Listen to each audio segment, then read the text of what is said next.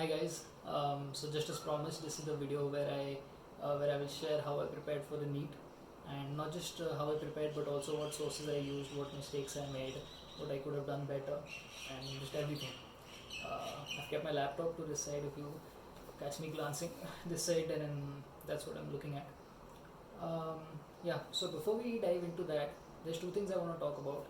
Um, First is that I wanna say a big thank you to all of you who showed eagerness to watch this video, because in my mind I had decided that if I get around 50 people interested in this video, then I will make it. Otherwise, I'll just text them personally and solve their doubts. But literally 100 of you have showed interest in this, and that has been very encouraging.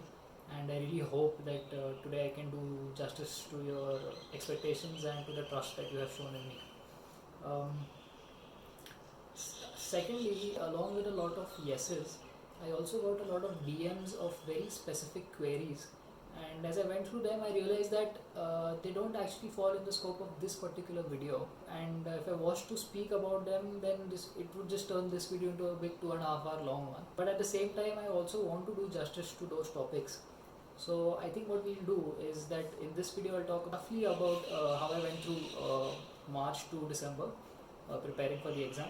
And as far as those specific points are concerned, if you like this kind of a video format, then then I'll make more videos on it. Otherwise, you can just text me those specific doubts as and when you encounter them throughout the year, and I will always be here to help you to the best that I can. Alright, so let's dive into it now. I feel that for you to understand why I did things the way I did them, you should know where I started out. Now, during my internship, I could complete 5 subjects, that is PSM, ENT, anesthesia, ortho, and dermatology. So that's one long subject and 4 short subjects. At the same time, I was also a Marrow Plan B user, but other than the QBank for these particular subjects and one odd test here and there, I had not solved much. So obviously this preparation was inadequate. So I got a rank of 36,000 for that year in the NEET. Now, a few days after the results for the NEET came, something very interesting happened, and that is that on the Marrow Facebook page, they release a post of around 200 or 240 screenshots from the Marrow app, which showed how at least I think it was 210 or 240 questions that had come in the NEET were direct repeats, direct or indirect repeats from the Marrow QBank or the test series. The way I saw it was that at least 200 of the 300 questions that are going to be asked in my NEET exam are already present in this QBank. So I should know everything that there is to know in the question bank. But the problem with the question bank is that you can't really use it as a standalone source because there's no headings or subheadings in it, and you're just looking at different paragraphs on the same screen. So it does not form the kind of picture memory that physical notes can. Sometimes you can just if sometimes if there's a topic that you have read long time ago, even though you may not remember the specific details of it, but you do remember that yeah, it's on this side of the page in the top right hand corner, I had circled it with a blue highlighter and stuff like that. So all these things with physical notes really do help. So even though the question bank was extremely important for me, but I could not have used only the question bank, and that is why the notes were very important. Now coming to the notes that I used, I was actually a damn student in MBBS. I had joined in 3rd year, but when I sat down to start preparing for the PG exam, I realized that I had the notes only for around two or three subjects, my own handwritten notes, because I had not attended the classes seriously, and if I found that a teacher was not engaging enough for me, then I could not see myself sitting there for 10 hours and I would just get up and leave. That left me with no option than to order DAMS notes from Jain Stationaries in Delhi.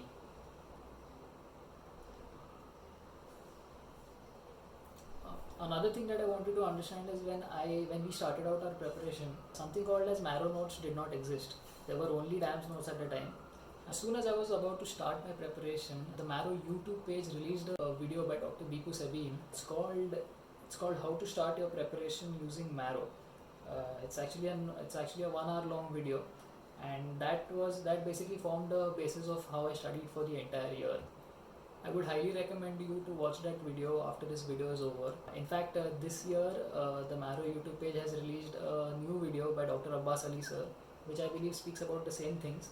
So whether or not you watch last year's video, you definitely make sure that you watch this year's video, because I think, I'm not sure of course, but I think that this year Dr. Abbas Ali will be the one taking care of all the students, in the sense that there will be a mid-year video and there will be another video when 100 days are left for the exam, and this is how it was for us, so I'm expecting this is how it will be for you too. Now, what you will find in the video description of both these videos is a link to the Marrow Planner. Whether or not you are a Marrow student, I would say that you need to utilize the Marrow Planner, because it is a planner that divides all your 19 subjects over a span of 6 months and tells you exactly how many days you must give to each subject, so that by the end of 6 months you are done with 19 subjects. This planner also leaves you with enough time after your first revision so that you can do 3 readings of it. In fact, this is something that we have always heard in the PG preparation sphere, that you need at least 3 revisions to get a good rank in the NEET exam. Now, the problem that I had with this 3 revision strategy was that from my MBBS days, I knew that there are certain topics which I knew that I am not going to remember even after I do 1 reading and 3 revisions of it. So I thought of aiming for a total of 6 revisions. I knew it was a big target to look at, but that's the only way that I thought I could do it, and because it was my drop year and I had that much time on my hand, I thought it was not a big deal to set a big target. But in order to achieve a target of 6 readings, what was important for me was to finish the first reading fast. So what I did was I took the Marrow Planner, which was a 6-month schedule, and I cut it straight into half and turned it into a 3-month schedule. That is how I started my preparation. I started out with the aim of finishing all my 19 subjects in the first 3 months itself. And this was the reason why I needed shorter notes, and why DAM's notes were perfect for me. Now, in reality, what happened was that although I started with a 3-month schedule, I ended up taking 5 months for it, and there were a couple of reasons for that.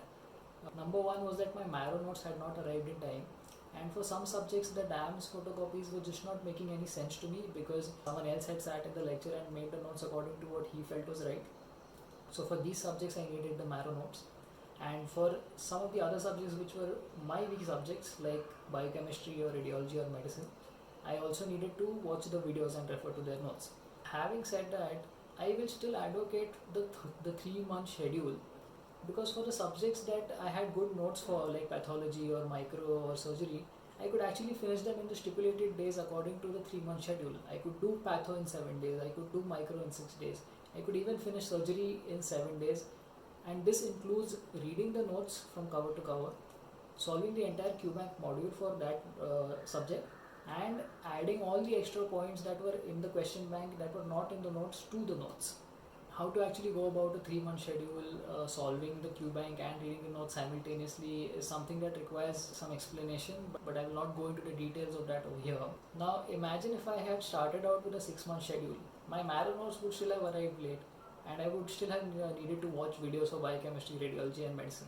So I would have started with a goal of 6 months and ended up taking 8 months for the same schedule.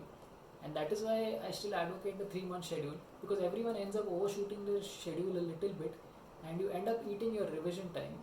And the one thing that I would say about this exam is that this exam is not about how much you can finish in your first reading. It's more about how many times you can revise whatever you read in your first reading. So expanding your revision time, in my opinion, is crucial, and since I was aiming for 6 total readings, it was imperative that I finish my first reading early so that I have time left for 5 readings after that. If 3 months is too much of a time crunch for you, then you can try making a 4-month or a 5-month schedule, but you have to set yourself up for a bigger challenge. The bigger your challenge is, the more vigorously you will attack it and the better you will perform. You will yourself be surprised when you see yourself completing this seemingly unimpossible timetable on time, and as you finish the schedule that was initially out of your comfort zone, you build confidence because you're doing something that you thought you could never do, and this wave of confidence is what carries you throughout the year. So now that we have discussed the notes and the schedule that I followed, I'll talk about the most important thing, and that is the grand tests. The first grand test that I gave was in the month of April, April 23rd, and in that I got 117 correct answers, 88 wrong answers, and just 55 percentile. Wow. I've never actually looked back at the first test I ever gave, and 55 percentile is okay. 55 percentile is really bad, but anyway, so I actually kept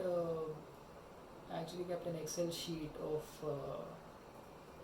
all my grand test scores and percentiles and right answers and wrong answers, and made a graph of it because I wanted to follow it throughout the year. But after one point, Marrow actually made this as a feature into their app, so I discontinued at some point. So anyway, I gave my first test in April, which is sort of late. Ideally, you should give your first grand test in March. If you haven't yet given even a single grand test, then give one today or tomorrow, because you might feel that I haven't even completed all 19 subjects yet. What is the point of giving the grand test right now? The thing with grand tests is that they are not just there to test your knowledge, but the more grand tests you give, the more you develop the skill of guessing at answers. Now, when you give the NEET exam, like for example, I had attempted 295 out of the 300 questions this year, and I got 235 of them correct. But that does not mean that out of the 300 questions that I saw, 235 of them I just saw and I knew, oh yes, this is the answer, I studied it and I marked it and I moved ahead. That's not how it happens. It does not happen with anyone.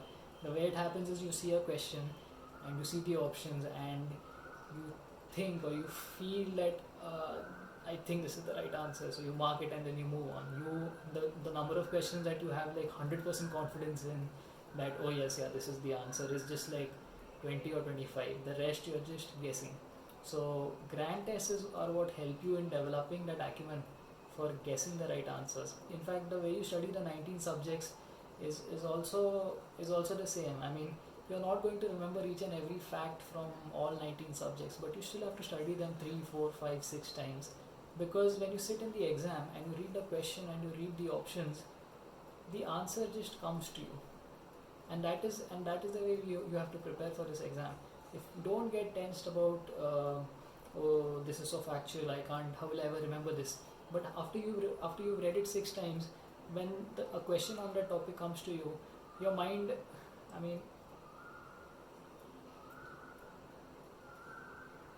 your mind will support you and the right answer will come to your mind, provided you have seen the same thing enough number of times. I had set myself a schedule of 1 grand test per month till I finished my first reading, followed by 2 grand tests a month when I was finishing my second and third reading, and in the last few months I gave 1 grand test every weekend. Now, some of you may have realized that where did I get so many grand tests from? I have told you that I was a Marrow Plan B user in my internship. So when I bought Marrow Plan C, the Plan B that I had previously just got extended, so I had all of their tests as well. But if that is not an option for you, then you must enroll for the DAM CBT package. It has at least 4 CBTs spread throughout the year. So along with all your Marrow Grand tests, you have those 4 CBTs, and there is also the DAM's test series app that you can utilize. In total, I gave around 16, 20 or 22 grand tests throughout the year, and I really think the number of grand tests that you give is somewhat directly proportional to your score, because the grand tests not only help you develop a guessing skill, but they also help you realize how questions are asked from the notes. So after every grand test you give, the better you are at picking out MCQs from the notes. The particulars of how to solve a grand test, how many to attempt, and how to review the grand tests, how many to give, and what to do with the CBT ranks, what you should follow, is again something that's too much of details. But overall, this is it. There you have it. This is how I went along preparing for the exam. Okay, I think with that we've covered everything. We've gone through the notes that I used, the schedule that I followed, the question bank, and the grand tests. Now, one of the reasons why I wanted to tell you my strategy is because it's not a perfect story. I mean, I started almost after my internship had ended. I did not have my own handwritten notes, and nowhere have I mentioned the use of any guidebooks. So, if you go on the internet right now, you will find that there are a lot of these videos by the many toppers in the many exams that we have in our country, who will tell you how they studied from all the standard textbooks in their MBBS days, how they religiously attended all the postings, and they had their own handwritten notes when they started preparing for NEET PG exam. And which is great actually, because this is the kind of dedication that we must all strive to have, because it will not only help you in one exam, but also all of life and your work. However, when there are only such videos out there, it is very easy to feel that if I don't have such a perfect start, then I'm already fighting for second place. But that is not the stereotype I want you to fall into. If you look at the results after any exam, you will find that all of these platforms, be it Marrow, DAMS, Bhatia, Pre-PG, Prep Ladder, all of them have great rankers from them. So what does this tell you? It tells you that it is not the platform that decides how you are going to fare in the exam, but the individual behind it. The deciding factor is not going to be the resource that you use, but what you make of that resource. The deciding factor is always going to be you. On that note, I will conclude this video. I hope you guys like it. If you still have any doubts, drop them in the comments and I'll be happy to address them over there. And if I am going to make more videos on this, I'll keep you updated. All the best and happy studying.